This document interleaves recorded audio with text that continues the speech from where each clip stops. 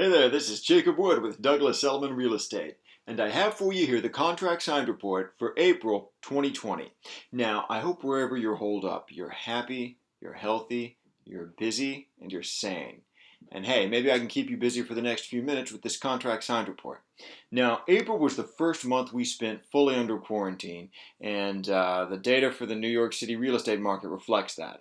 Right off the bat, we noticed that median contract prices for co-ops went from 840 last April to 705 this April, a drop of 16% in a market where long-term value appreciation is typically 4.5% a year, and co-ops are typically more stable than condos. A 16% drop in median contract prices for co-ops is dramatic.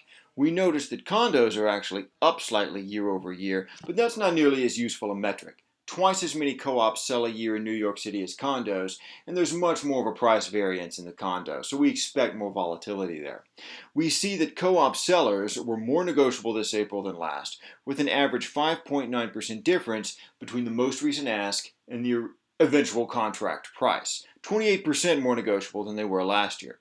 We see more homes going into contract below 500K and fewer co-ops between 1 and 2 million. So the two-bedroom market was especially soft in April, and studios performed better than the other bedroom sizes. Now, as dramatic an effect as the quarantine has had on pricing, it's had even more of an effect on sales volume. We see the dramatic decline in number of contracts signed per month from February to March to April. The decline in inventory has also been noticeable, but not as dramatic. About 7,500 homes were on the market in February, about 6,000 now. That 16% difference is not going to cause the wheels to fall off of the market like a lot of people feared.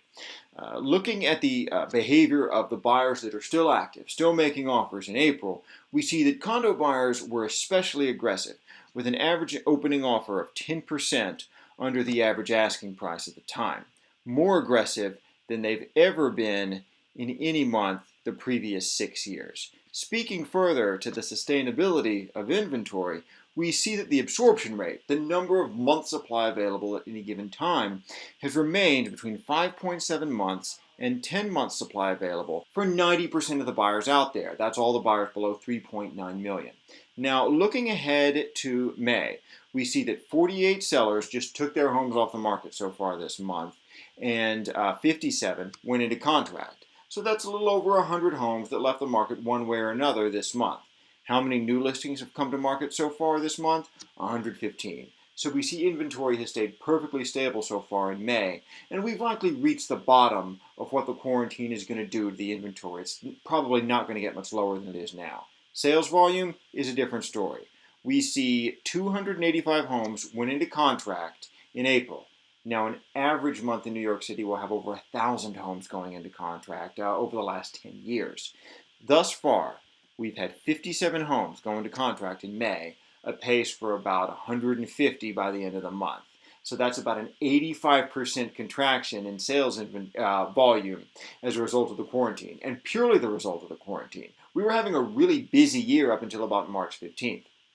Now, what that's likely to cause is a release of pent-up demand the second half of the year. There were about 1,800 contracts that should have been signed in April and May that weren't. Now, of course, some of those buyers and sellers will wait a year to do business, but the bulk of them are likely to go into contract the second half of the year. Now, if you'd like this data for a more specific price point or neighborhood that you're looking in, feel free to reach me on my cell, 917-232-0803. This is Jacob Wood with Elliman Real Estate.